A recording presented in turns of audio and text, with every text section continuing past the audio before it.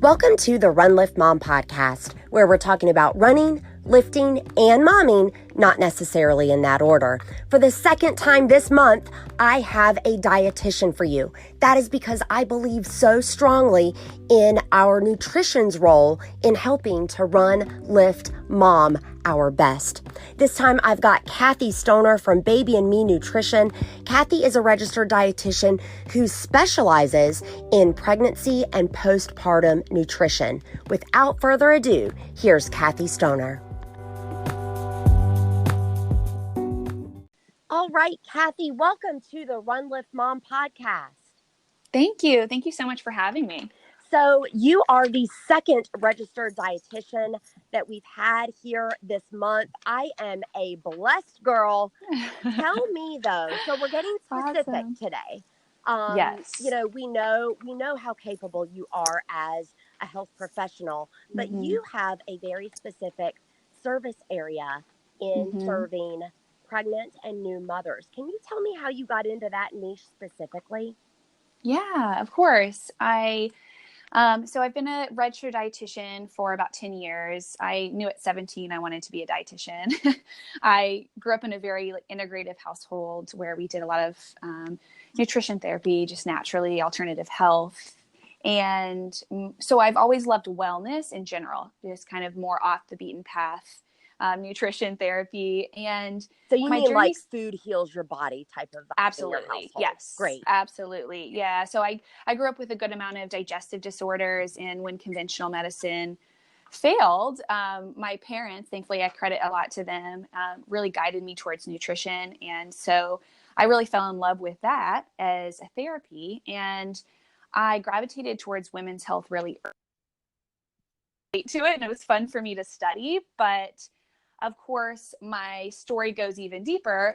Really, I connected with women's health and pediatric health really through my own journey to and through. I really just fell in love with prenatal nutrition and postpartum nutrition and feeding babies really after my son was born, my second baby was born. I had my daughter in 2014. And I really just thought I was prepared. I think probably like many women. Yeah. I'm like, I'm just going to eat kale salads the whole time, and I'm going to exercise, and postpartum will be easy. And I just was a bit blindsided by how much more my body needed than I was giving it. So my second time around, I really dove into prenatal nutrition a lot more, really started honoring my body during that time.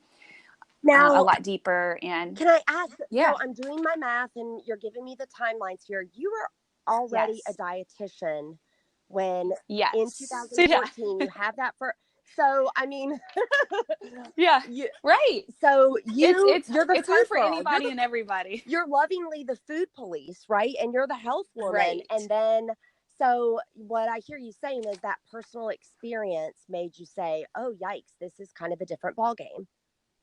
Absolutely. And I felt like there was a big gap, between recommendations and guidelines for women during pregnancy and postpartum periods, and really what we needed and what we were getting as guidance from our OBs. That's not their job. That's our jobs as dietitians. But, I felt like I went to the doctor, and most women have this experience. They say, okay, you're pregnant or you're trying to get pregnant. Let's take a prenatal and avoid these foods. And that's it. We're like, oh, okay, great. I'm already eating pretty healthy. I'm a dietitian.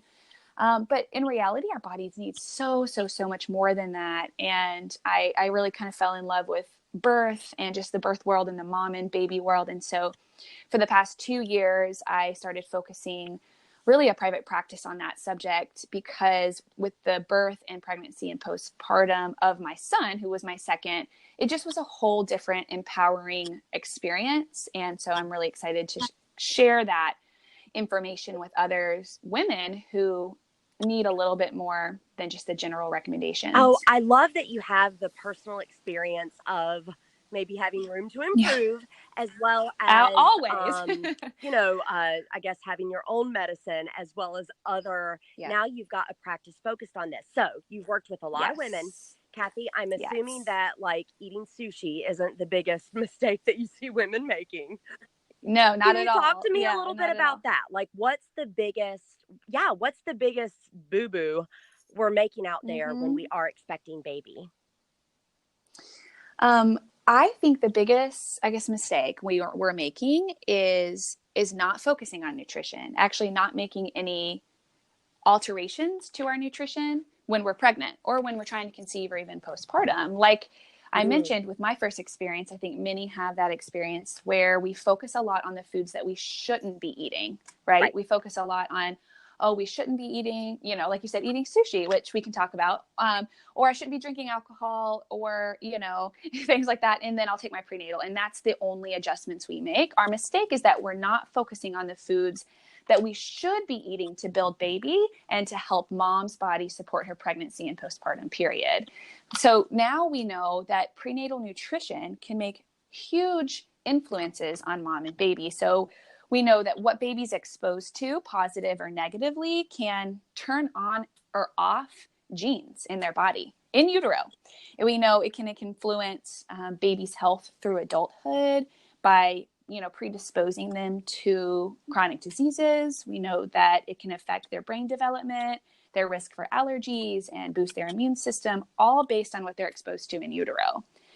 And a lot of times we're just kind of eating like we normally would, except for our cravings here and there, Right, you know? right. And we're missing this opportunity to set our baby up for success and really feel empowered by that time where we have a lot of control over our babies. You know, when they come out, we start to lose a little bit of that control. And it really can be super empowering and influential on mom to know that we have these things that we can do to help baby from the very beginning. So I know there are people that are listening that are maybe planning to conceive or they're pregnant themselves. Like, what should they put on their shopping list for groceries? Yeah, that's a great one. So there's going to be a few things for their shopping list, and this can be from the beginning. So I do want to say that I'll give this shopping list for sure, but I want to say the biggest thing is you want to do the best you can. You know, if you're not getting all of these, you know, through the weeks, that's okay. I think your listeners are probably people who are rule followers and very health conscious. So if you're not getting this really during pregnancy, and especially during that first trimester, of course, baby is going to be very healthy. These are just things to boost baby and also mom's health, you know, to help prepare for the postpartum period and to help have a low complication birth and things like that. I'll tell you though, on this show several times we have talked about don't let perfect be the enemy of good. Yes. So guys, keep that advice, it really is kind of a theme on the show in mind as Cathey. Okay, I love that. Yeah, that's super important because, you know, even just a few things adding into your diet from what we talk about can boost baby's health and mom's body during this time. So, well, I think the first thing to make sure you're getting a good amount of during pregnancy is a good amount of protein. Right. And I'll tell you why. But protein specifically from your animal products. So ideally, you know, organic and grass-fed if you can. But meats, eggs, fish, there's so many great things. We could talk about each of those specific foods and nutrients for a really long time. But we know that during pregnancy, iron is very, very important. Your iron needs go up tremendously. So your calorie needs actually don't go up very much, but your nutrient needs increase significantly. So for example, we need about 9 milligrams of iron on a non-pregnant state. But when we're pregnant, we need 27 milligrams a day. Wow. So it's tripled goes up significantly. The amount of something that a lot of women are iron. failing to get enough of anyway.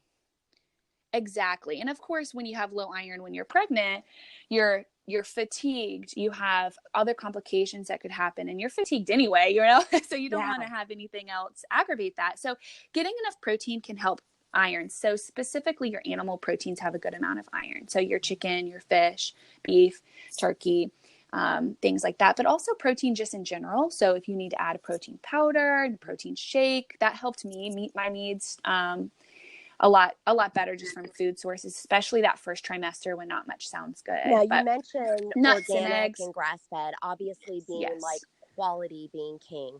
I've got a lot of Yeah. military listeners that know they can go to the commissary for some of this. What is your opinion on like CSA style? Like, where would you suggest someone go Yeah. to get this Oh, to high get a quality? kind of affordable, Mm-hmm. good produce. Yeah, we're Yeah. ballers on a I mean, budget. produce and food. Yeah. Okay. So I don't know exactly where all your listeners are from, but I shop, we're on a budget too, always, Yeah, who isn't?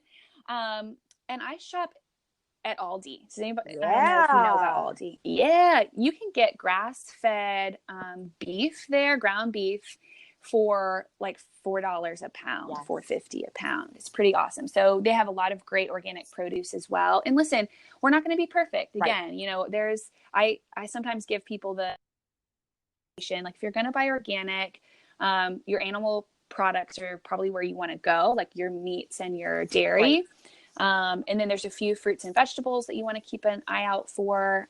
You can look up like the Dirty Dozen or ones that you generally recommend. But even if you do like an every other week thing, Yeah, I'll link to the Clean 15 and the Dirty Dozen. yeah, that'd be So I'll great. link to that. What people will do is in this podcast, they'll click on the purple hyperlink that says details, and then they'll see that in the Mm-hmm. show notes. Yeah, that's great. So protein is a big one. Your body is growing a baby from scratch, Mm-hmm. right? It's crazy, but we're growing bones and we're growing ligaments and tendons, and our body is stretching. So a lot of your animal proteins not only have iron, but have zinc and collagen and things that will really help your skin and baby's skin adjust to to growth. So protein is important. Also, fat is extremely important. Baby's brain is 60% fat. So that's pretty crazy for brain development. Fat is really important. So I think, thankfully, fat isn't getting much of a bad rap in the nutrition space as it used to. But I always recommend, cooking with some grass-fed butter, drizzle olive oil over your salads more than you generally would, handfuls of walnuts and almonds and Brazil nuts, avocado, of course. So including more healthy fats into your diet, specifically omega-3 fatty acids, which are found in like salmon and some in like free-range eggs. Omega-3 fatty acids are found in really dense amounts in baby's brain and eye tissue. So if we can affect, which we know we can, research says that we can really impact baby's vision and baby's brain development by getting a good amount of omega-3. So salmon and other fatty fish are a great way to include some of those. So you mentioned eggs, of course, and I love that because we talk about being on a budget. There's a really great budget-friendly source of protein and fat. And now fat. you mentioned Mm-hmm. you're bringing it a little bit full circle because earlier you were like, I can touch on sushi if you want. Oh, yes. With salmon though, talk to, I mean, so if I am expecting and I like fish, I can still cook my fish and eat my fish and have sushi with cooked fish. Is that correct? Absolutely. Yes. In other countries, like in Japan, sushi is actually encouraged during pregnancy. And is that because of the fat source? That's because of the fat source. And it also is generally made with seaweed, which is a really great iodine source, which is important during pregnancy. Iodine supports thyroid, which is has a lot of really important responsibilities and is really an overdrive when you're pregnant. So the most important thing is really food safety rules apply even more just because your immune system is lower when you're pregnant. So, of course, making sure that your fish is cooked well. Mm-hmm. But the biggest thing about sushi and fish in general is kind of use your intuition. I would purchase sushi from a reputable location with really fresh fish if you can. Right. So, I wouldn't get gas station sushi, right.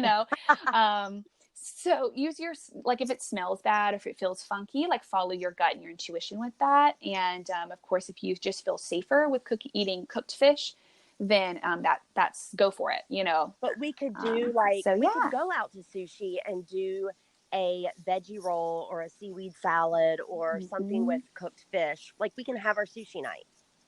You can do that. Yeah, you can feel really good about it. I love that. Yeah, no problem with it. I think that's one of those food lists that we feel like, oh, we can't ever have that. And we focus on the negative of it. When we eliminate that, we actually eliminate a lot of really important nutrients from our prenatal diet. So I know you probably have some parents that, so, I mean, I'm hearing you loud and clear on our protein sources. Our animal protein sources are going to be great for, again, that protein macronutrient as well as the fat. Sure. Mm-hmm. I mean, I know I've got some people out there that are like, girl, I'm a vegetarian. Right. So we know, like, vegan a and vegetarian. she now knows what she can do with fish. Pescatarian means you eat fish. What are you saying to that vegetarian? So I would say, I'm going to say a couple things. And this first one is a bit controversial, probably. I have been a vegan. I've done the vegan thing for a little bit. I tried it. I was a vegetarian for time. So I do know that there's a time and a season for a lot of women that feels best for their health. And actually, there's sometimes that I'm okay with that. But during preconception, especially if someone's having trouble conceiving in pregnancy and postpartum, it's so hard to meet those nutrients requirements without animal products. So I generally recommend that during that time, just during pregnancy and postpartum and preconception, to try to include fish or eggs. You don't have to include, like, you don't have to start eating steak or anything like that. But I usually recommend trying to consider eggs and fish, just because the science is so significant of how it supports mom and baby during that time.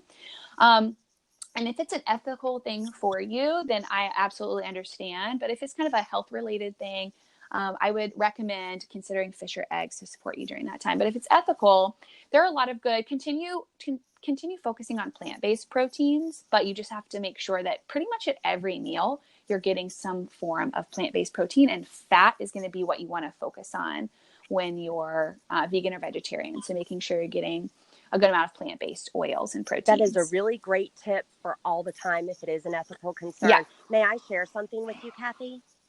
Absolutely. So listeners of this show will know that I struggled for years with infertility. And I actually was a vegetarian prior to that. And it was because I don't know. I was in grad school. I was studying nutrition. The China study got me, whatever. That's not what this is about. I've been there. What it's about is if somebody else is in that position where they're hearing you, Cathey, and they're like, okay, maybe I could introduce something that gives me a lot of bang for my buck. For me, eggs were the easiest because there are so many different ways. For me, it was a texture thing with, like, now I'm fine now. My current friends are laughing because, like, I'll do all the meat now. But to reintroduce that, y'all, I could not do it with, like, sausage or steak or chicken. It was a texture thing. And eggs make it really easy. And luckily, we know they give us the most bang for our buck. And so I would just personally recommend starting there, just like you're saying. I love that. Hey, my personal advice is consistent with a very capable dietitian. Right. I love that. Yeah. For fertility clients, I say eat your eggs for your eggs. Yeah, exactly. And that's a great place to start. Like I said, I don't recommend just like starting full force eating a lot of animal proteins if you haven't been doing that. But we've seen a lot of great research and personal success stories where women are including foods from every single food group during fertility. And this is a different conversation. Probably I don't want to go too far into it, but usually I recommend including foods from all food group just to support your body. And so your body knows, hey, I'm not in a time of famine or scarcity, and my body is supported by all the different food groups. It's a safe time to reproduce. Right. So let's pivot. Let's pivot a little bit. Pivot back. Baby is here. Baby is here. Talk to me for our new moms. So our newly postpartum moms, they're in that fourth trimester. We know that nature kind of throws a wrench in there as well as we're trying to eat healthy. Can you talk to me a little bit about that? Absolutely. So during the postpartum period, I think the first rule is always make sure you're eating enough. I think that we tend to, especially in our culture, we tend to really rush that process, getting our bodies back and jumping back into the day-to-day activities, especially if we have toddlers around. So the biggest thing is making sure you're really taking that time to eat and snack and hydrate and listen to your body's needs during that time. You've gone through a lot during birth. Generally, no matter what type of birth you've had, people are wound healing, you know, and your body takes a good amount of nutrients to wound heal. You're waking up every 2 hours, so you need a good amount of stamina. And of course, recovery. And if you've lost blood, your body's recovering from that. So really the biggest thing is to remember what you've been through, you know, and to honor that time. In other cultures and other countries, mom's not even allowed to like lift a finger besides her baby for the first 40 days. Don't you think it's hard though? I mean, I hear you. Okay. I hear you. And I've had 2 of these experiences, but then I also know that I would open up the social media and see some housewife who just had a baby 2 months ago looking bikini ready. I mean, what would you say to that? Yes. So, you know, we don't know what's going on the other side of that social media screen. And that's in this scenario and many others, you know? So, you know, to each his own. We don't know her story on the other side. So do what's best for you and for your baby. You know, we often rush that process and we tend to backfire, not only physically, but mentally for moms too. You know, we see that nutrition and really taking time to recover can help decrease risk of postpartum depression, can give mommy stamina and help our bodies recover so that when we are ready, we're ready. I love that. We're ready to recover.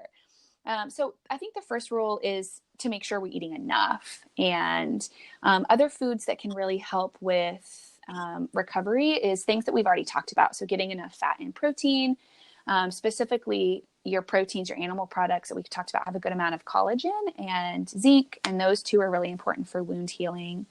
Vitamin C is really important for wound healing. So of course your colorful fruits and veggies are always important. So making sure too that you're drinking enough fluids. You know, I think we sit down to nurse or something like that and we're like, oh shoot. So I always tell people, make sure you have a snack basket or a water basket around during that postpartum period.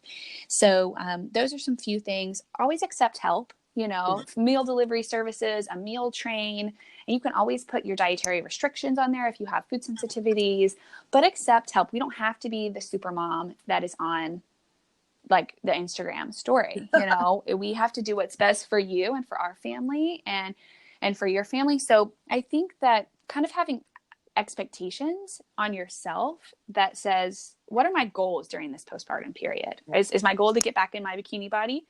If that takes priority, then, you know, you may have to adjust your nutrition, you adjust your exercise, and that's probably going to push it, you know, too hard. Is my goal to, you know, sit here and bond with my baby and breastfeed? Your body probably needs to make sure you're sitting and eating enough. Yeah. I love all the benefits that you mentioned, just in terms of mood, and the fact that you're using language like wound healing really paints the picture for us, because sometimes we hear, 6 weeks or 8 weeks until you can actually, and we circle that date on the calendar and we don't think about what's happening in our body that the nutrition supports.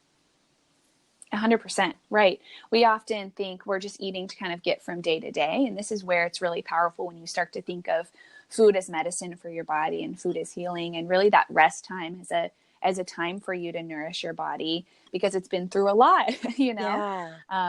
So foods that are super helpful for women during this time are similar foods that we've talked about that are helpful during the pregnancy. And really, I tell people postpartum prep starts when you're pregnant. You know, if your iron is high and your omega-3s are included in your diet and you've included a lot of green vegetables and folate and vitamin C and all those important nutrients when you're pregnant, your nutrition bank, so to speak, has had a lot of deposits. It's filled up so that you are more prepared during that postpartum period. And let's make sure people are hearing you say nutrition bank, and there's a difference between a nutrition bank and a caloric bank. Yes, I love that. Yeah, let's touch on that. So when you're pregnant, your calorie needs go up a little bit. I mean, the books say 300 calories a day. So that's generally like an extra snack or a small extra meal. But like I mentioned with iron, your nutrition needs go up significantly. So it's more about quality of your diet rather than quantity. And if you're focused on, feeling empowered by saying, I'm going to make sure I'm getting eggs and vegetables and proteins and nuts and put extra color in my smoothie and extra eggs. And, if you're focused on quality of your diet rather than quantity, we tend to be able to get what we need and listen to your body. Again, we don't have to be perfect. So if someday you're craving like an Oreo blast, like go for it. Yeah. Right. Don't let perfect be the enemy of good, like we said before. Yeah. Love that. Exactly. Love that. Oh, that's great. So I want to just pick your dietitian brain just a hair more about motherhood, and then we're going to get into some rapid fire. So okay, we're I'm ready. out of the postpartum period. Now we're in the season of life similar to where you are now, Cathey, where, you've got young children. How about getting kids on board with healthy eating as they're beginning to develop those eating habits from a lifestyle perspective?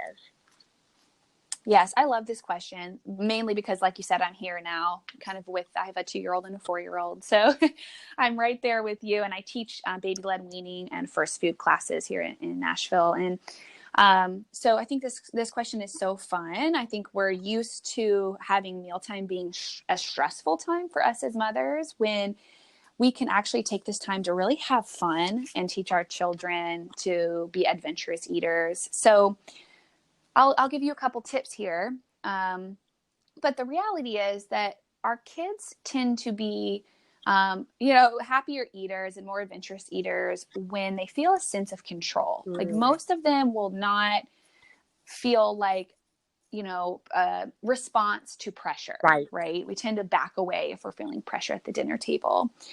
So the first thing is really to include them in meal planning and meal prepping and plating, even plating their own food, kind of giving them a sense of control during when you say the plating, mealtime. you mean quite literally just putting the food on the plate itself. Oh, absolutely. Any exposure is helpful. So even just touching the food and saying, what does this feel like? How does it smell? What does it taste like? Like helping them really explore. And plating, putting their food on a plate, is just an easy way to include them. Like if you're not into helping them let you cook yet, plating is a really great place to start. So including them in meal prep of any sort is a great way of exposure. Another tip is to give them choices. Again, they like to feel a sense of control, and they generally make great decisions when we respect that part of their abilities. So you can give 2 choices, and again, you're still in control, but they think they are, right? So you say, hey, what would you like for a snack? An apple or an orange? And then they get to make that decision. What would you like for snack? Yogurt or cottage cheese, right? And they get to have a say and generally respond pretty well. And if they're like, I don't want any of those choices, you can say, well, you have 2 choices. You can pick one of these, and kind of, again, come bringing a positive light to that as well. So giving choices. And honestly, now, every once in a while, I'll give my daughter, who's 4.5, a big choice. So I'll say, do you want an orange or a cookie? And actually, sometimes on her own volition, we'll choose an orange instead of a cookie. And that's because we're trying to encourage her to respect her body and her needs and kind of mindfulness in her own eating. Okay, now not all the time. I'm not like killing it at motherhood all the time. But it shows that some of that is sticking. And I want to make sure people hear too that you're giving either or options. This is something that we discussed with Bailey Garcia from Parents in Play in episode 31. She actually was talking about like nighttime routines and play, but it's the same thing. You're giving either or options and then allowing them to feel that sense of control. Absolutely. It's really powerful, and it gives you a tool that you can use and feel less stressed by dinner situation. And I think the last tip I would say is to lead by example rather than words. I think as moms, we tend to teach and talk probably too much. I'm saying that to myself. Right. And, we can do a lot of fun talking and playing. Like, this is broccoli and they're little trees, and they tend to respond to that. But what I discourage people to say is, oh, we're going to eat healthy tonight, or because generally that makes them say, oh, I don't want to do that. You know? Or we're going to have a cheat night or something like that. Really leading by example rather than words, and exposure is key. So even them seeing healthy foods on your plate is a great exposure. Absolutely. I'll link down again. You'll click on details, y'all, and then you'll see it in the show notes. I'm going to give you a link to our mommy masterclass on modeling healthy behavior.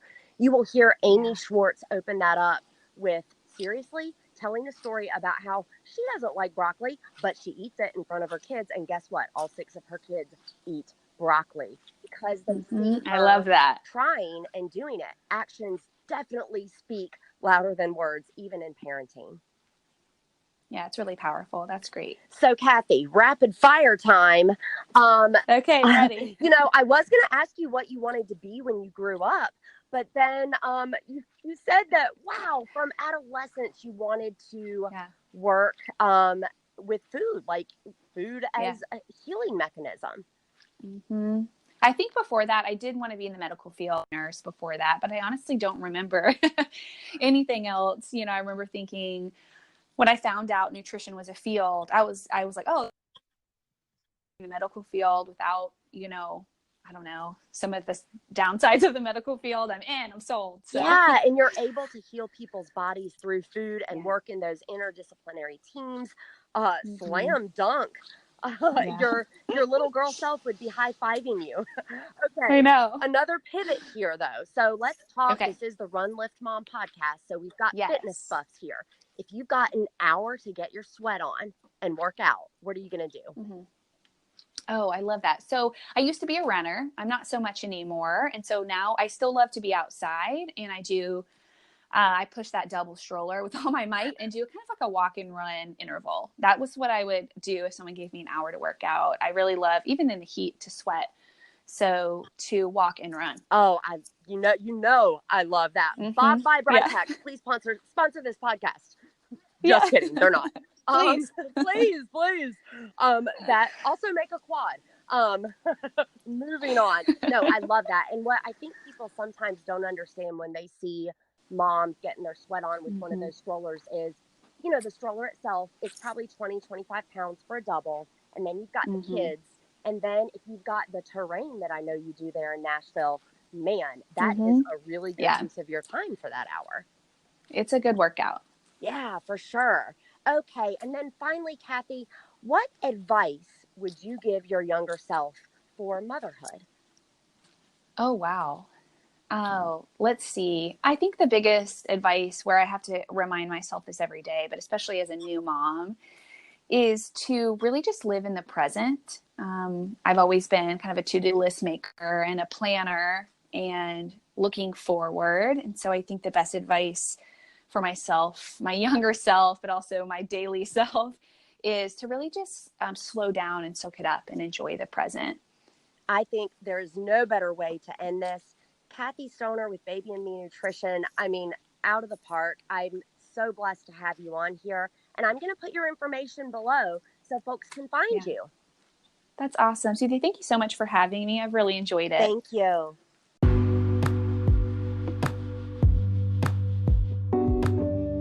Thank you so much, Cathey from Baby and Me Nutrition, for getting into the nitty-gritty about nourishing our bodies as we are growing baby and then caring for baby. I know that you guys can tell that Cathey is a fantastic teacher just by listening to her. If you want to dig in deeper with her, check out the show notes. You'll click details, and I have linked not only to her Instagram, where she gives a ton of great information, but also to the audio course that she teaches. She is absolutely the gold standard registered dietitian. What a blessing to have her. Until I get into your earpiece again, remember, for while bodily training is of some value, godliness is of value in every way, as it holds promise for the present life and also for the life to come. That's from 1 Timothy 4:8. And this has been the Run Lift Mom podcast.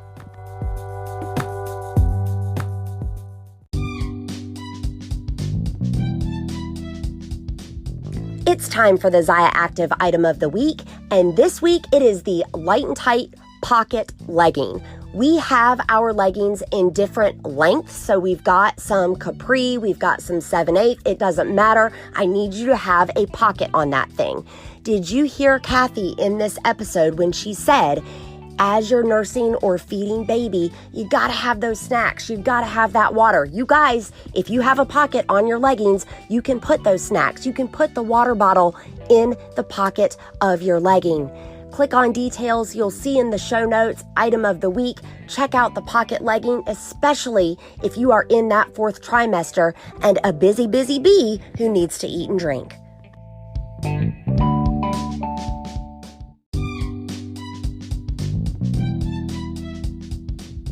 I am beyond excited to announce that Red H Nutrition is an official partner of the Run Lift Mom podcast.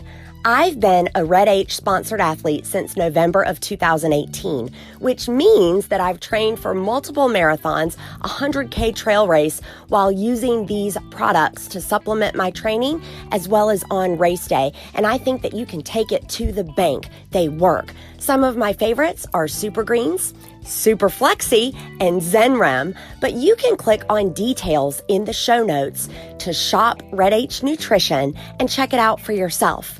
Use code RUNLIFTMOM, that's RUNLIFTMOM, just like the name of this show, to save 10%. Again, just click on details in your show notes, shop Red H Nutrition, and then use code RUNLIFTMOM at checkout for 10% off.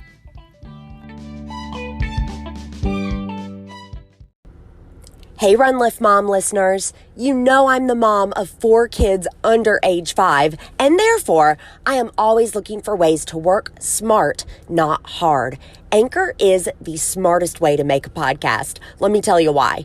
First of all, there are creation tools that allow you to record and edit your podcast right from your phone or computer, but Anchor will also distribute your podcast for you, so then it can be heard on places like Spotify, Apple Podcasts, and a whole lot more. You can make money from your podcast with no minimum listenership. It is quite literally everything you need all in one place. And y'all, it's free. So download the free Anchor app or go to anchor.fm to get started.